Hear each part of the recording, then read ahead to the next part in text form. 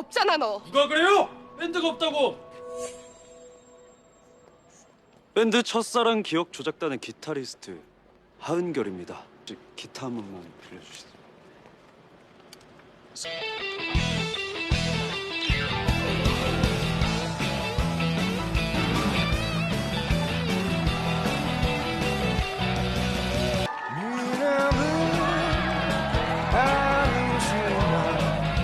Oke, langsung saja kelanjutan film Twinkling Watermelon episode 4. Di dalam sana Yi-chan meminta agar tetap tenang lalu memperkenalkan dirinya.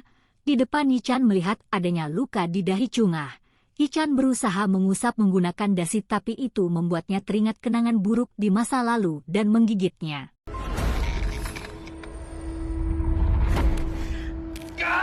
Akibatnya guru olahraga mendengar teriakan Yi-chan sehingga segera pergi ke gudang. Untungnya Yi-chan berhasil mengajak Chungah kabur melalui pintu darurat.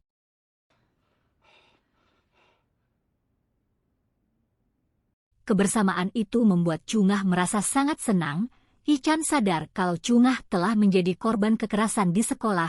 Ia berkata jika membutuhkan bantuan silahkan menghubunginya karena Yi-chan akan datang untuk membantu.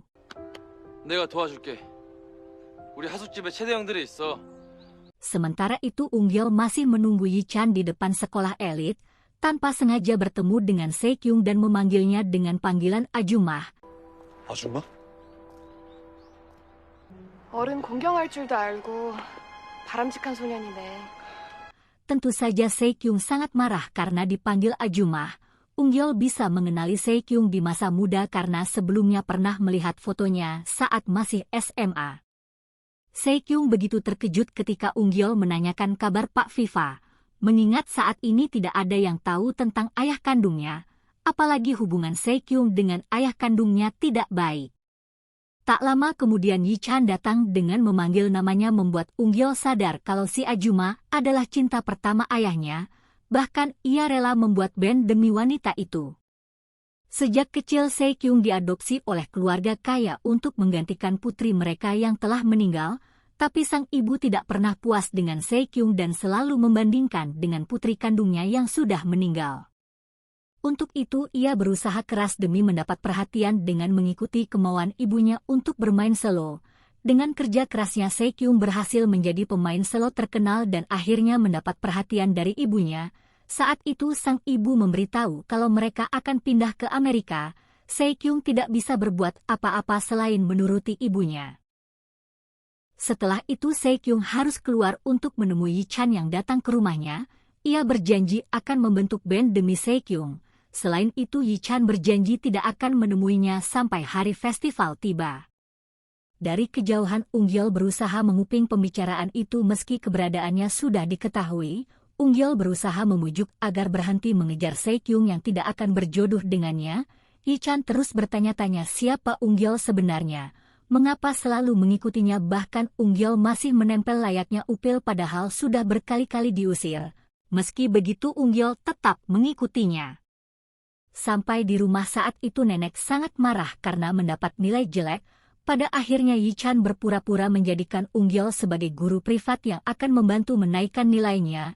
Untuk memastikan itu mereka menguji kemampuan Ungyeol dengan 10 soal matematika dan itu bisa diselesaikan dengan waktu singkat sehingga nenek mulai percaya. 야, 벌써? 10분이나 더 남았는데?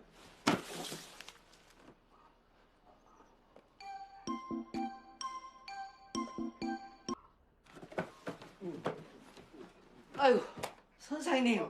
Ketika sedang makan malam Ungyeol terus memandangi Yi-chan sambil meneteskan air mata. Ia tak pernah menyangka kalau ayahnya sangat cerewet dan berisik di usia 18 tahun. Namun yang membuatnya bingung adalah bagaimana sang ayah kehilangan pendengaran serta tidak bisa berbicara.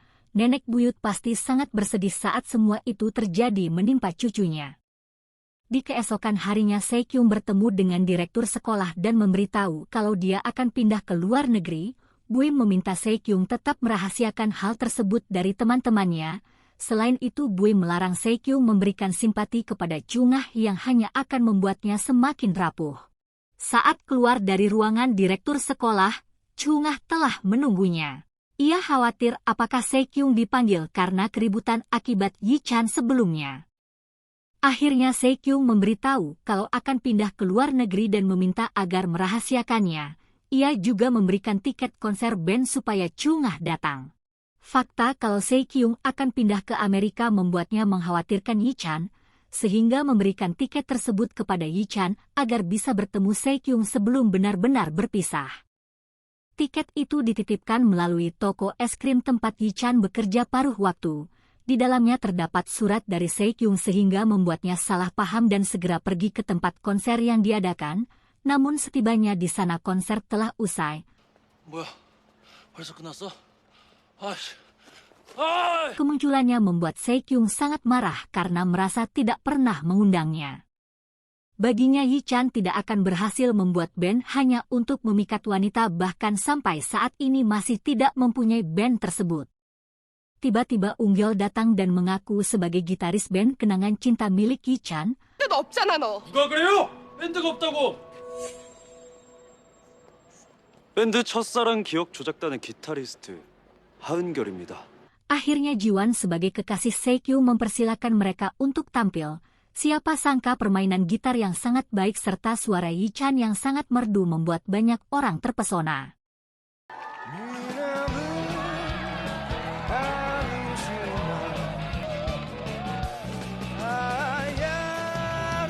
Sayangnya itu tidak cukup untuk memikat hati Sekyung dan ia justru pergi dari sana.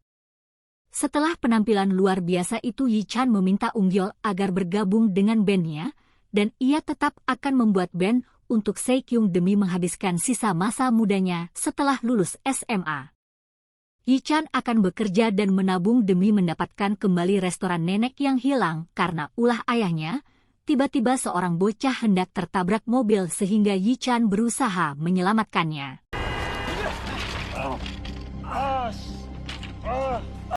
Untung saja Ungyeol sempat mendorong Yi-chan agar tidak tertabrak. Saat itu Ungyeol teringat luka di leher ayahnya akibat kecelakaan saat kelas 11 SMA. Kemungkinan besar kecelakaan itu yang membuat sang ayah tidak bisa berbicara dan mendengar. Untuk itu Ungyeol harus mencegah kecelakaan tersebut.